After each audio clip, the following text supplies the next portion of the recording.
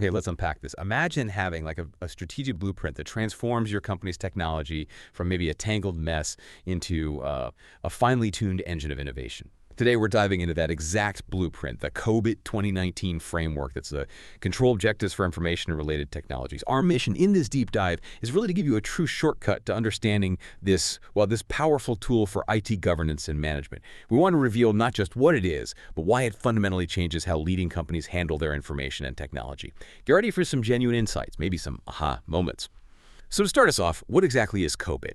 And what's its backstory? Where did it come from? Sure. Well, COBIT is widely recognized as one of the most comprehensive enterprise IT governance standards available today. It originated way back in 1996, actually. It was developed by the Information Systems Audit and Control Association, or ISECA, as most people know it. And ISEC itself has a pretty long history. Founded in 1967 by, computing pioneers, their whole goal was to help organizations manage, optimize, and, importantly, protect their IT assets. They've since grown into this major global standards and educational organization. So, at its core, COBIT provides a clear roadmap for organizations that helps them implement best practices for IT governance and management. It's pretty fascinating that it actually started as a set of standards specifically for auditors. The idea was to bring some uniformity to what was then a really fragmented landscape of IT control guidelines. Right. So it wasn't always this big all-encompassing thing. And here's where it gets really interesting. Because like you said, it didn't stay just an auditing tool. COBIT has had quite an evolution, hasn't it? It really mirrors how technology's role in business has just exploded. It's not just a timeline of versions. It feels more like a reflection of how deeply businesses now integrate technology into everything they do. Exactly. That's a great way to put it. When COBIT 1 launched back in 96, it was purely focused on IT auditor standards. Pretty narrow. By 1998, with COBIT 2, they added IT control guidance, so the scope expanded a bit. Then a significant shift in 2000. COBIT 3 was released as a full management framework. So the focus moved from just auditing to actually guiding IT operations. The really big leap, arguably, came with COBIT 4.1 in 2005. That solidified its position as a comprehensive IT governance framework. Fast forward to COBIT 5 in 2012, that became a truly global framework, specifically designed to map enterprise strategy directly to IT strategy. Huge step. And the version we're really zeroing in on today, COBIT 2019, which was updated in 2018, took it even further. It added a maturity model based on the capability maturity model integration, CMMI, and it also included a detailed governance implementation guide. So very practical. That's a really powerful progression. I think the true aha moment here is realizing that COBIT's journey really reveals IT's shift. It went from being like a back office necessity to the very engine of enterprise strategy for many companies. It kind of forced you to ask, is your IT department still seen primarily as a cost center, or is it genuinely driving your company's future? Precisely. Yeah. This evolution means organizations today have this incredibly comprehensive guide. It doesn't just help them control their IT, it also aligns IT directly with their overarching business objectives and strategy. It makes IT a true enabler of value. It's really about ensuring IT serves the entire enterprise, not just, its own silo or a single department. Okay, that makes sense. Now, you mentioned COBIT makes a very clear distinction between governance and management. Yeah. This sounds like a pretty crucial detail. Why is this distinction so important, and who does what?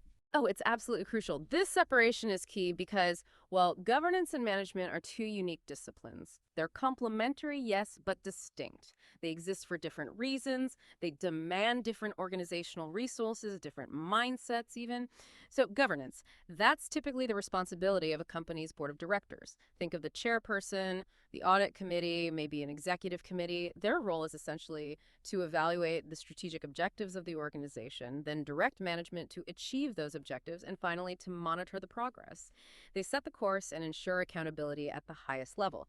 Management, on the other hand, is responsible for the day-to-day stuff, the planning, the administration of company operations. This includes your CEO, CFO, COO, other executive leaders. They are selected and guided by the board, right? And their focus is purely on the operational execution needed to meet those strategic directions set by the governance body. What this clear delineation really helps achieve is accountability. That's the big thing. When roles are distinct, it's just far easier to know who's responsible for setting the strategy and who's responsible for executing it. It cuts down on confusion, improves efficiency. It's fundamental for avoiding that sort of blame game when things inevitably go sideways sometimes. That distinction makes perfect sense. Yeah, it sounds like it prevents a lot of headaches and finger pointing down the line. So with these two distinct roles, Governance and management, who are all the different players, the stakeholders, as COBIT calls them, involved across an organization. When we're talking about IT governance, it sounds like it involves quite a few people. It definitely does. Stakeholders generally fall into two main categories. You've got your internal and your external ones. Internally, obviously, you have the board of directors and management, as we just discussed. They're primary. But also vital are, say, business managers, the people who rely on IT to achieve their own departmental goals. Then you have IT managers running the daily operations. Assurance providers, think auditors, internal or external, who check if controls are actually working. And of course, risk managers who identify and help mitigate threats. These are all critical internal players in the ecosystem. Then you have the external stakeholders. This group includes regulators, who are focused on compliance, investors, who definitely want to see effective risk management and good governance, business partners, especially if you integrate systems, and naturally, IT vendors who supply services and products. It's worth noting, though, that while external stakeholders are certainly entitled to some information, usually around compliance and risk mitigation, they aren't privy to the same level of, granular detail that internal stakeholders need for actual operational oversight. Different levels of need to know. Right, different audiences, different information needs. Okay. So given COBIT's pretty ambitious goals and its wide reach across all these stakeholders, it's worth asking, how did ISO actually build such a robust framework? What are its fundamental architectural choices? How's it put together? Yeah, that's a good question. COBIT 2019 was developed using a very robust and collaborative foundation. It wasn't created in a vacuum. It built directly upon the previous version, COBIT 5, definitely incorporating its strength. But it also integrated 6 specific principles for a governance system and 3 principles for a governance framework. We can dig into those. Crucially, it also pulled in elements from other recognized global standards and regulations, things like ITIL, ISO standards, etc. And critically, it incorporated extensive community contributions. ISICA really engaged with practitioners, which shows their commitment to real-world applicability and getting feedback. So all these elements, COBIT 5, the principles, other standards, community input, they combine to form what's called the COBIT core model. But this core model isn't meant to be a rigid, one-size-fits-all solution. That's really important. Instead, it's designed to be highly customizable. Organizations can tailor it by applying what COBIT calls design factors and focus areas. This lets them create a governance system that's perfectly suited for their unique needs and context. So conceptually, you can think of it like this. You have these inputs feeding into the COBIT core model, which, when you combine it with your specific design factors and focus areas, results in a tailored enterprise governance system just for you. And this whole process is supported and guided by specific COBIT 2019 publications, which basically act as a comprehensive roadmap for implementation. Okay, let's dive into that core philosophy then.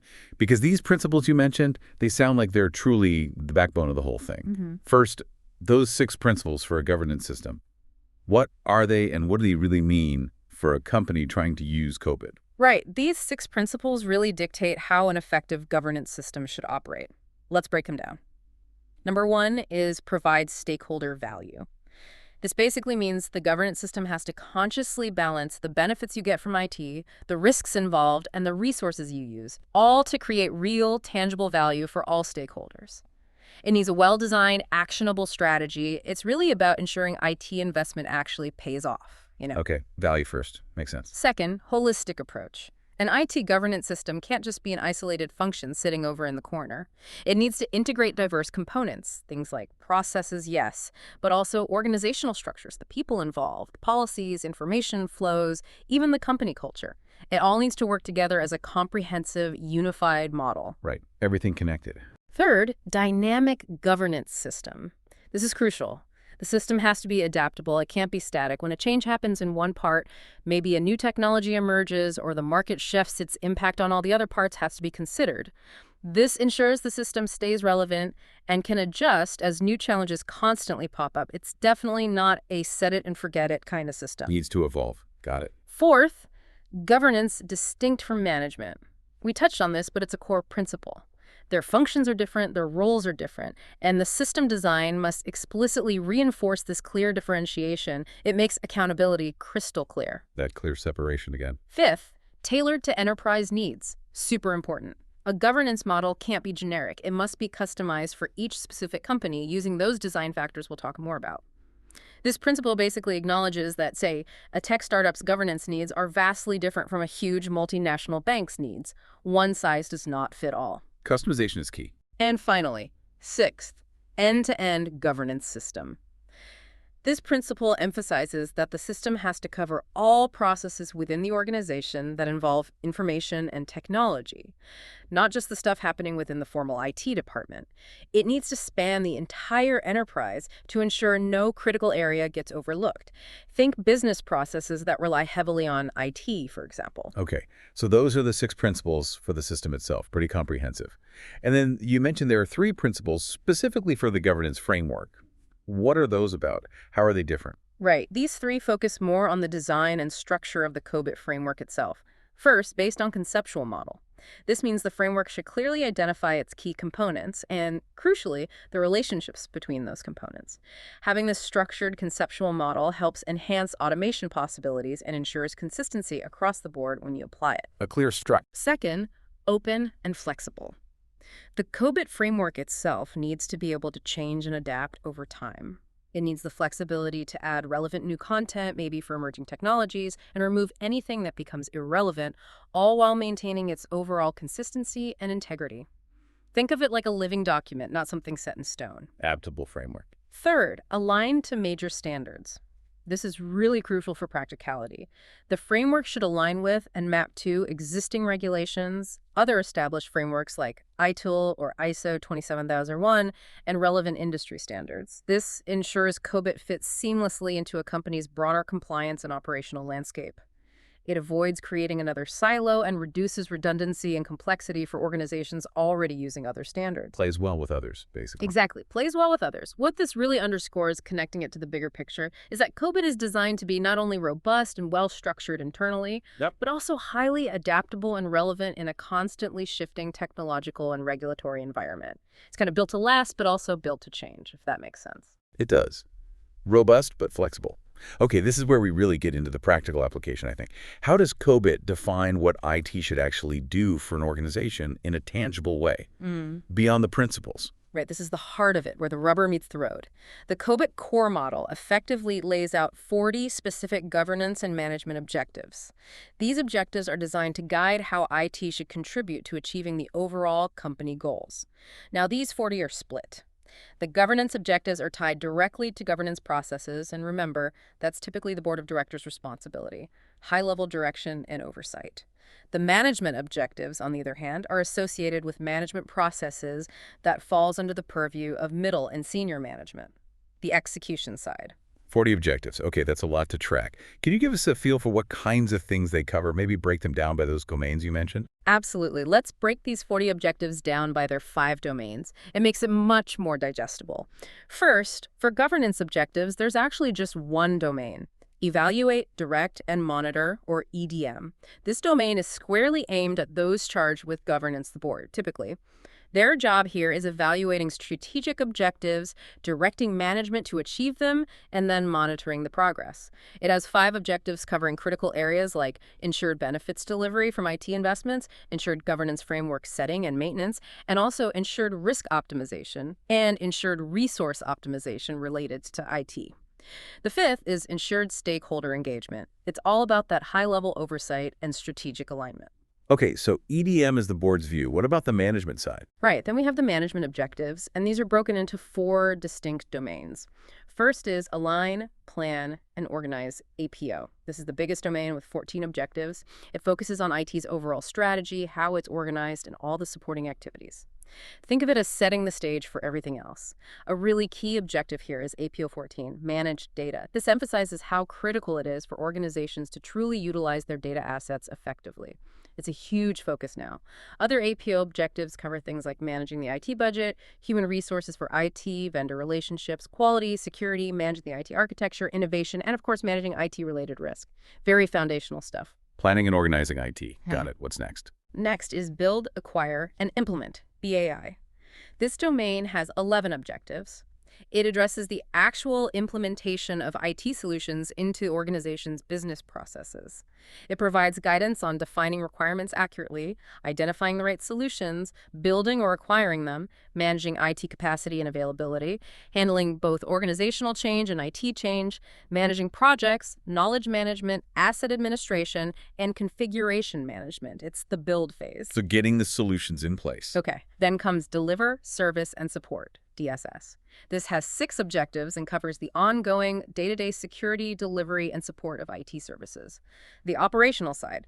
Its objectives include things like managing operations, handling service requests and incidents, managing problems, finding root causes, ensuring business continuity, providing robust security services, and managing business process controls that rely on IT, keeping things running smoothly and securely. The run phase. Okay, one more. The last one is monitor, evaluate, and assess, MEA. This domain has 4 objectives. It's all about ensuring IT's performance is up to snuff. Does IT conform to performance targets? Are the internal controls effective? Is the organization complying with external requirements? So its objectives cover performance and conformance monitoring, overseeing the internal control system, ensuring compliance with those external requirements, and managing assurance activities. Basically, checking if everything is working as intended and meeting expectations. Evaluate, direct, monitor for governance, and then align, plan, organize, build, acquire, implement, deliver, service, support, and monitor, evaluate, assess for management.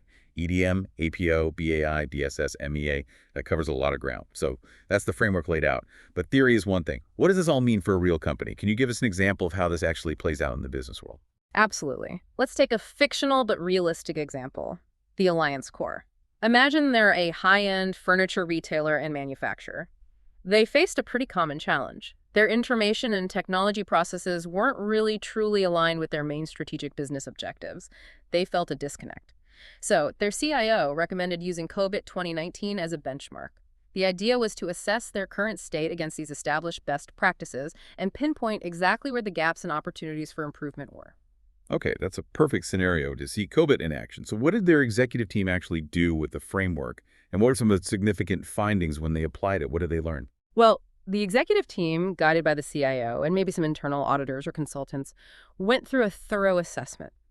They looked at the company against each of those 40 governance and management objectives.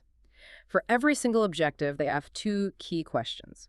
Is there a gap between our current practice and the COBIT objective? And how important is this objective to our specific business strategy? Now, let's just focus on the EDM domain, the governance part as an excerpt. When they assessed that, they rated 4 out of the 5 EDM processes as having significant gaps. Quite revealing. Interestingly, the only objective they felt they were meeting was EDM 05, ensured stakeholder engagement. This was actually a positive sign. It suggested that their stakeholders, board, management, maybe key customers, were generally supportive and communicated effectively about the existing IT strategy, even if the strategy itself had issues. Okay, so stakeholder communication was okay, but other governance areas had problems. Exactly. The insights from the identified gaps were profound. Take EDM 01, Ensured Governance Framework Setting and Maintenance. They rated that a gap because, essentially, they had no consistent approach to align IT governance with overall company objectives. They also found their processes lacked clear links to legal compliance requirements, and the oversight of key IT processes was just ineffective. Big red flags there. Even more critically, perhaps, were objectives EDM 02, Ensured Benefits Delivery, EDM 03, Ensured Risk Optimization, and EDM 04, Ensured Resource Optimization.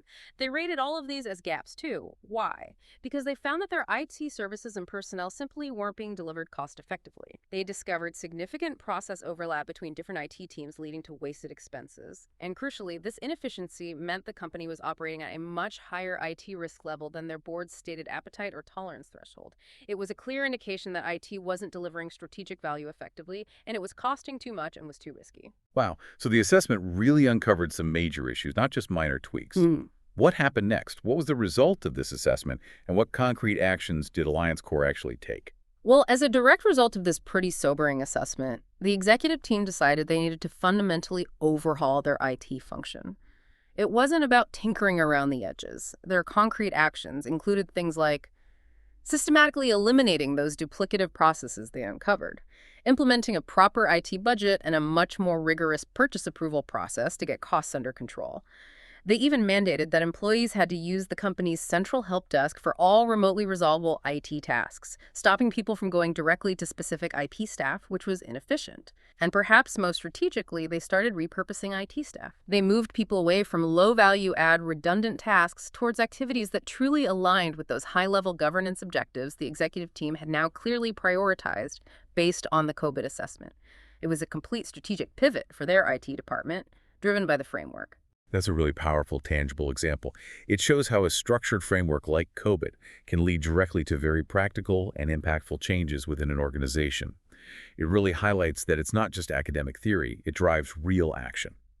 This whole discussion raises an important question for me, though.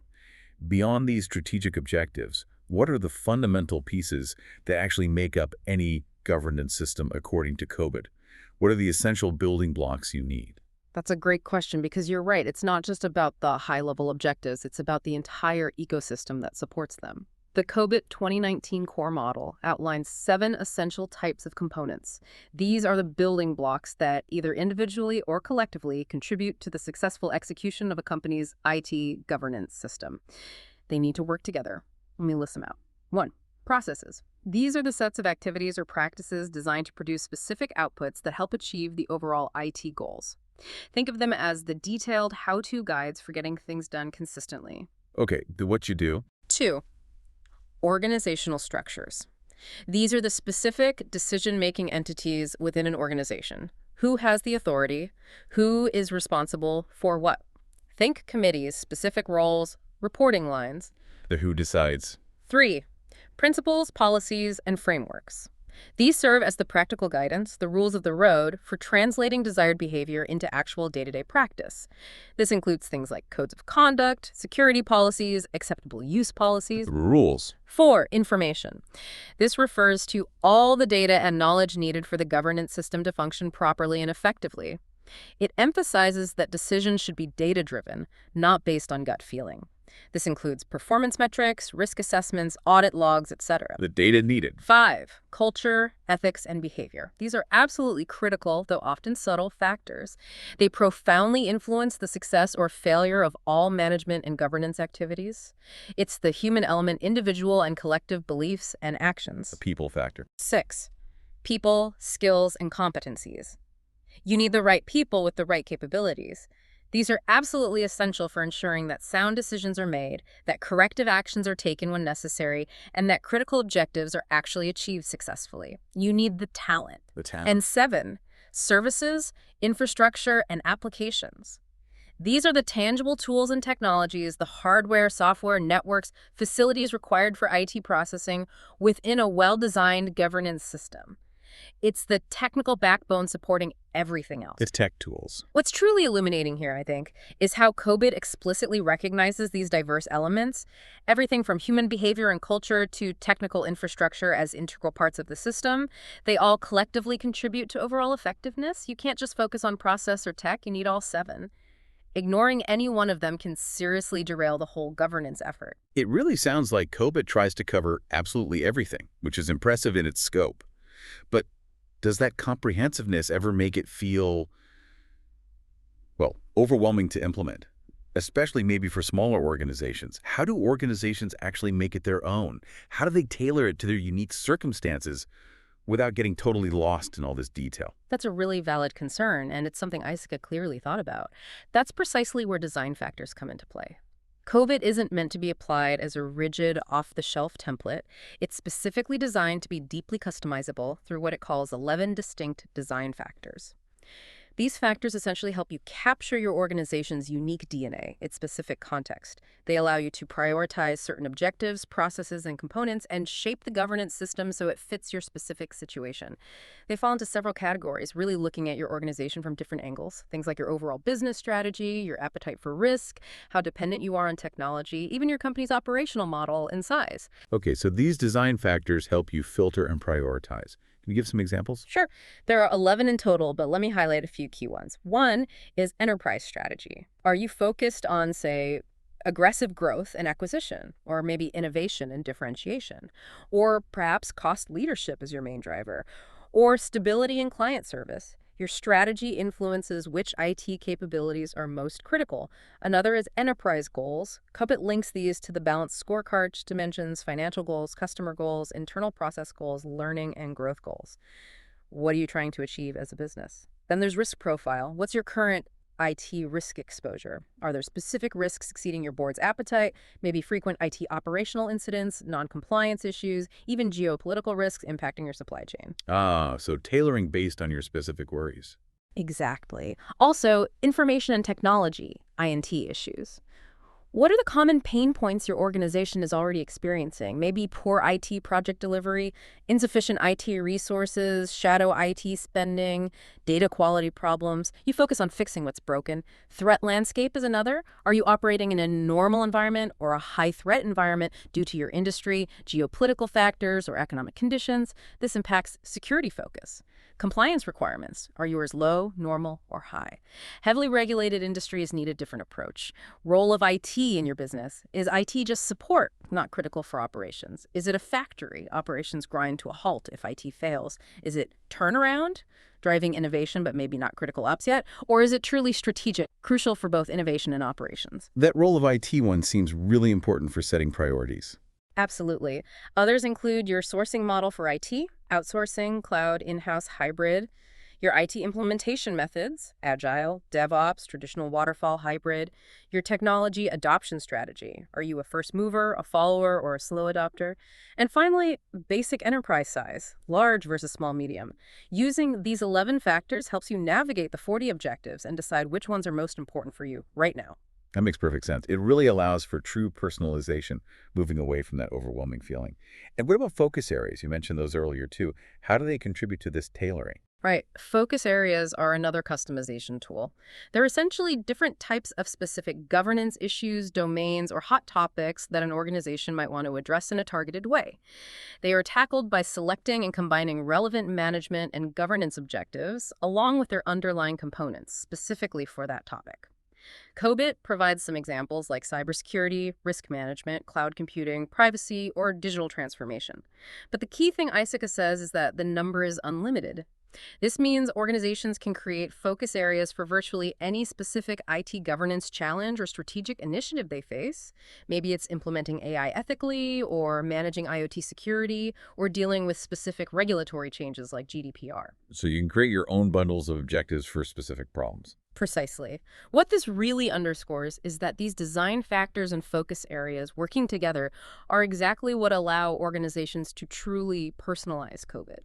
They ensure it's not just some generic framework dropped onto the company, but a highly relevant and actionable solution that directly addresses their most pressing needs in unique context.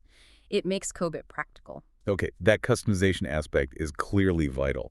So for listeners who are thinking, all right, this sounds powerful, maybe we should look into this, or perhaps they want to optimize their existing IT governance, what resources does COBIT actually provide to help them on that journey? What's the practical roadmap? COBIT provides a very clear step-by-step roadmap through 4 core publications. These are really designed to work together to help companies understand, design, implement, and optimize their governance systems using the framework. First, there's COBIT 2019 Framework, Introduction and Methodology. This is your starting point, your foundational document. It introduces all the core concepts, the principles, the overall architecture of the framework. It lays the essential groundwork. The Get Started Guide. Exactly. Second is COBIT 2019 Framework, Governance and Management Objectives. This is the detailed reference guide. It provides a comprehensive outline of all 40 governance and management objectives we discussed earlier. For each objective, it describes its purpose, lists relevant metrics, identifies related processes and practices, and crucially, provides references to other relevant international standards. It's the encyclopedia of the objective. The detailed blueprint. Third, you have the COBIT 2019 Design Guide, Designing an Information and Technology Governance Solution. This guide dives deep into those design factors we just talked about. It covers all the topics that influence the design of a governance system and provides clear, step-by-step guidelines for designing a customized system tailored to your organization's specific needs and context. This is where you bring your design factors to life and make choices. The How to Tailor Its Guide. Right. And finally, number 4 is the COBIT 2019 Implementation Guide, Implementing and Optimizing an Information and Technology Governance Solution. This document provides a practical roadmap for continuous improvement. It guides you through the phases of implementing the governance system you designed and then optimizing it over time. It emphasizes a life cycle approach and is meant to be used hand in hand with the design guide. It guides you through the practical steps of putting your tailored system into action and refining it continually. Introduction, objectives, design, implementation. Seems logical.